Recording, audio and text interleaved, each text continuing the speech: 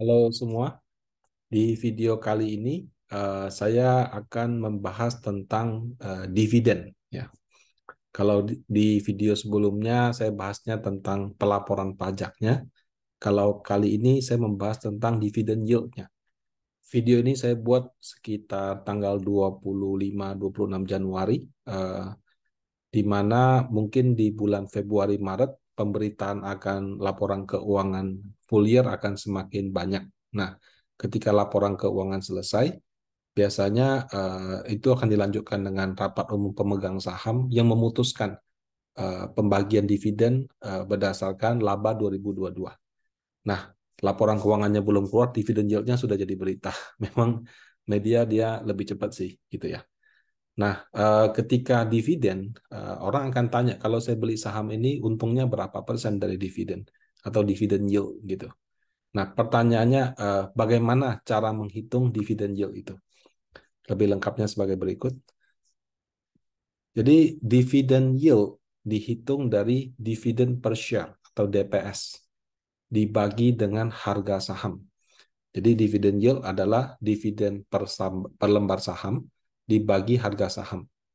Dividen per share (DPS) dihitung dari earning per share, ya, laba bersih per saham, dikali dividen payout ratio. Jadi perusahaan laba bersihnya berapa, itu disebut net profit. Net profit dibagi dengan lembar saham beredar disebutlah earning per share (EPS). Nah, dari EPS ini biasanya dalam RUPS ditetapkan, oke, tahun lalu kita untung, let's say, sekian ratus miliar, sekian triliun. Kemudian dari keuntungan ini kita putuskan bagi sekian persen kepada pemegang saham.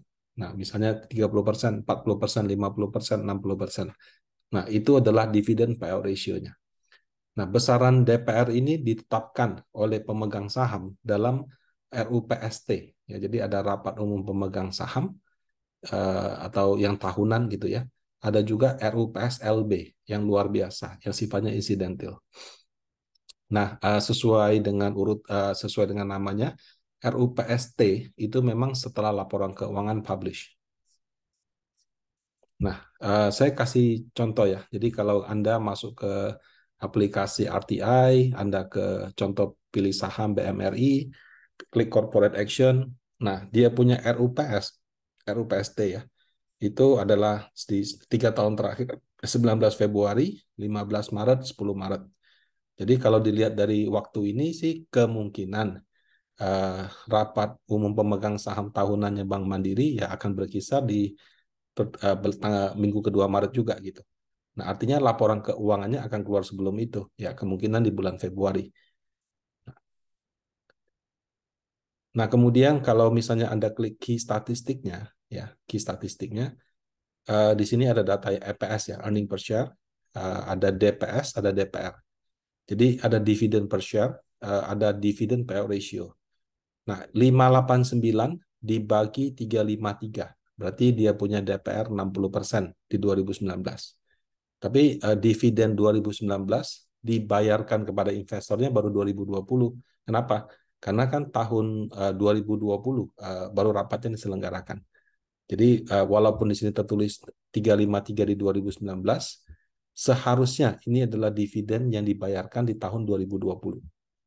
Nah, kemudian tahun 2020, 2020 dibayarkan 2021, kebetulan 60%, 2021 juga 360, 60%.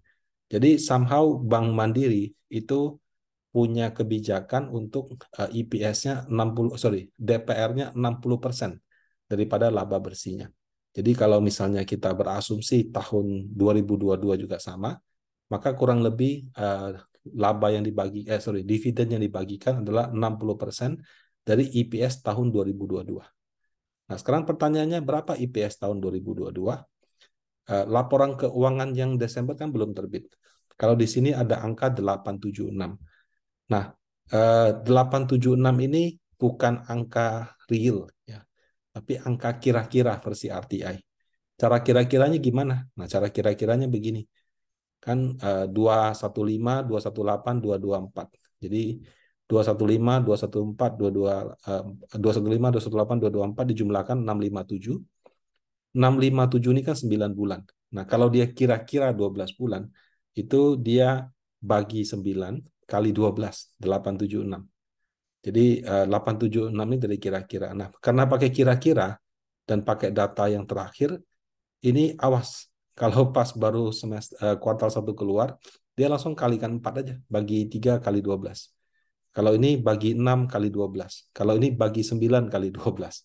Jadi angka ini akan sangat tergantung angka per kuartal. Dan kalau terjadi fluktuasi yang signifikan, contoh ya misalnya 170, 51. Waktu keluar di sini 170 ini dia kalikan 4. IPS-nya kalau kita hitung-hitung mungkin 600 lebih. Tapi begitu pasti Q2 keluar 51, wah langsung itu IPS-nya anjlok. Jadi dalam membaca data RTI yang disetahunkan ini harus agak hati-hati ya. Karena dia menggunakan pendekatan data yang tahun yang bersangkutan dibagi per bulan dikali 12. Seperti itu.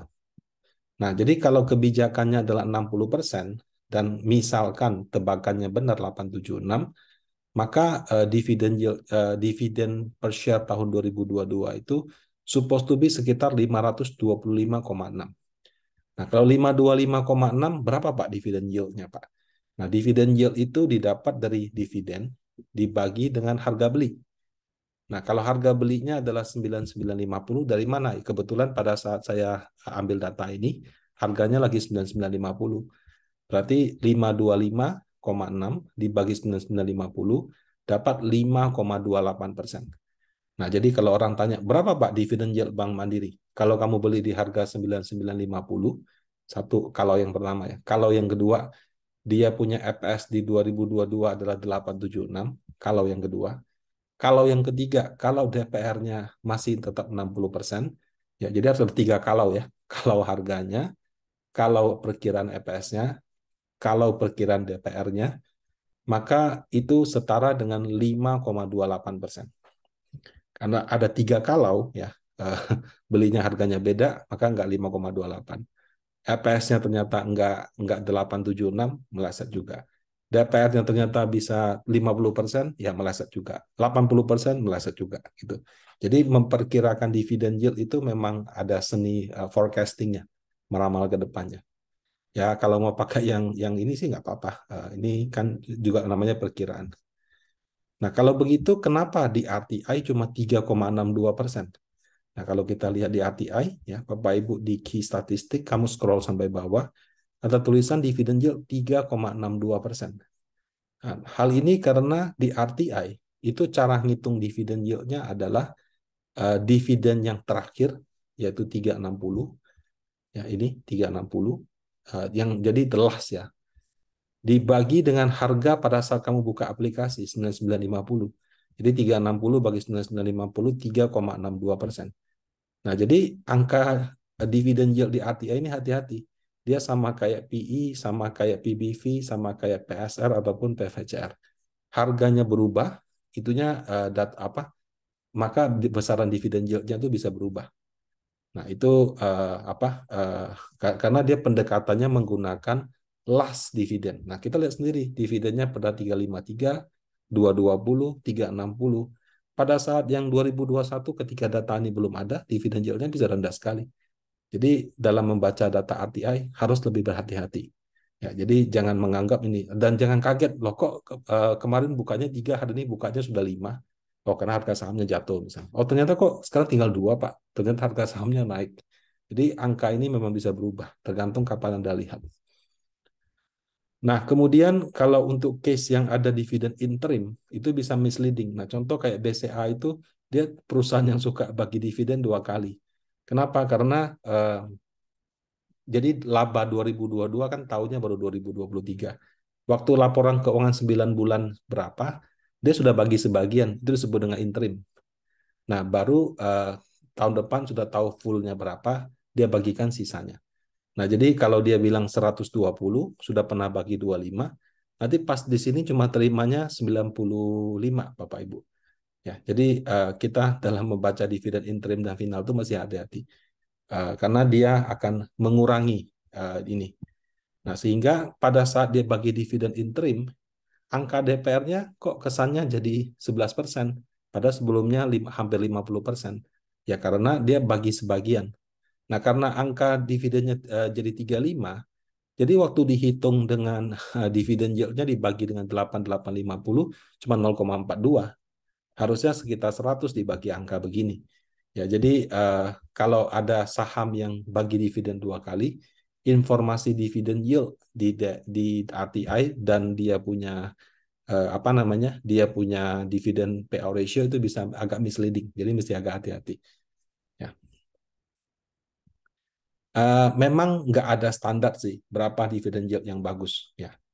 Kemudian angka dividen yield itu terus terang juga sangat tergantung kita beli di harga berapa. Katakan ada saham kasih dividen 100. Kalau saya beli di harga 1000, wah saya dapat dividen 10%. Happy saya.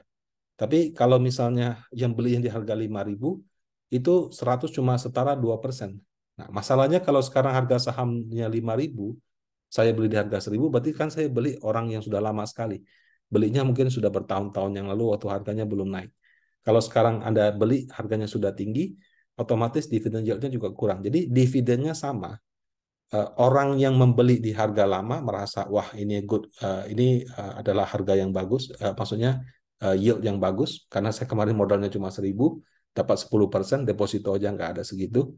Sementara kalau misalkan Anda belinya waktu harga di atas, ya cuma 2%. Mungkin tektok 2 kali kalau saya lagi timingnya bagus sudah dapat gitu. Nah, jadi kadang-kadang persepsi akan dividen itu berbeda-beda. Pemegang saham pengendali kan bukan orang yang mentransaksikan sahamnya dengan sering. Jadi angka dividen yield yang bagi investor baru masuk kelihatan kecil, buat mereka yang sudah dari pertama kali ada itu angkanya besar sekali. Nah, jadi itu apa namanya? Kita bisa lihat perbedaannya ya. Jadi ada orang yang appreciate dividen, ada juga orang yang wah nanti kalau dividen nanti juga jatuh lagi. Ya karena itu tipe-tipe orang yang belinya baru dekat-dekat begitu. Nah, Uh, nah, kalau seperti ini Bapak Ibu ya, uh, mungkin bukan standar sih, tapi semacam rule of thumb deh. Jadi orang sih secara umum ya, sekali lagi ya bukan bukan suatu standar rata. Ketika orang membeli saham ya, dividen yield yang dianggap wajar itu actually cuma around 2-3%. Kenapa? Karena kalau 5% sudah deposito aja. Ngapain beli saham? Justru kan orang beli saham carinya capital gain. Jadi kalau ada dividen, kita beli sahamnya pada tahun itu, 2-3% itu mungkin adalah suatu range yang sudah dianggap wajar. Tapi kalau dividen yield-nya bisa lebih dari 3%, di mana standarnya 2 atau 3%, bisa jadi suatu indikasi, wah ini kemurahan gitu. Ya, kenapa? Karena orang beli saham dapat 3% sudah happy, ini bisa dapat 6% misalnya. Nah, sebaliknya kalau misalkan apa namanya dividen yieldnya cuma 0, ya nggak ada rasanya. Motong fee aja nggak cukup. Nah, kalau seperti itu mungkin jadi tidak menarik. Nah, tapi sekali lagi ya, menarik tidak menarik tergantung. Kamu investor yang dari awal-awal waktu harganya masih rendah, atau yang baru-baru ini yang harganya sudah relatif tinggi. Nah, tentu persepsinya bisa berbeda. 2-3% ini juga tergantung bunga deposito. Waktu bunga deposito cuma 2%, 3% kayak tahun 2021 yang lalu, dividen yield 3% itu tinggi sekali. Tapi ketika bunga deposito sudah 4%, 5%, maka dividen yield 2-3% itu ya dibilang tinggi sekali. Enggak, rendah juga enggak sih. Jadi kadang-kadang bunga deposito juga mempengaruhi. Jadi kalau bunga depositonya lagi tinggi, mungkin dividen yield 3% ya oke, standar. 4% baru tinggi misalnya. Jadi persepsi investor memang sesuatu yang susah untuk ditebak, naik atau turun. Nah, terlepas daripada berapa persen pun dividen yield-nya, bagi dividen adalah good news. Ya. Menjadi lebih good news kalau dividen yang dibagikan lebih tinggi daripada tahun lalu. Nah, kalau dividennya lebih tinggi daripada tahun lalu, biasanya harga saham juga merespon naik. Memang sih, secara historis, kalau ada pembagian dividen, biasanya setelah pembagian dividen atau tanggal 1 hari setelah cum date, harganya jatuh. Tapi kalau saya perhatikan, tidak selalu juga. Ada juga yang tidak. Dan kalaupun jatuh, kadang-kadang besoknya sudah pulih, bahkan sudah lebih tinggi. Nah, tapi kalau misalnya kita mau mendapatkan keuntungan dari situ, ya belinya bukan pada saat dividen diumumkan. Jauh-jauh sebelum diumumkan, jauh-jauh sebelum laporan keuangannya keluar, sepanjang valuasinya sudah masuk, fundamentalnya Anda yakin bagus, kita sudah beli. Sehingga Kita bisa pilih nanti apakah mau memanfaatkan capital gain-nya atau kita mau dapat dividennya. Nah, demikian pembahasannya tentang dividen yield. Semoga bermanfaat dan semoga hari Anda menyenangkan.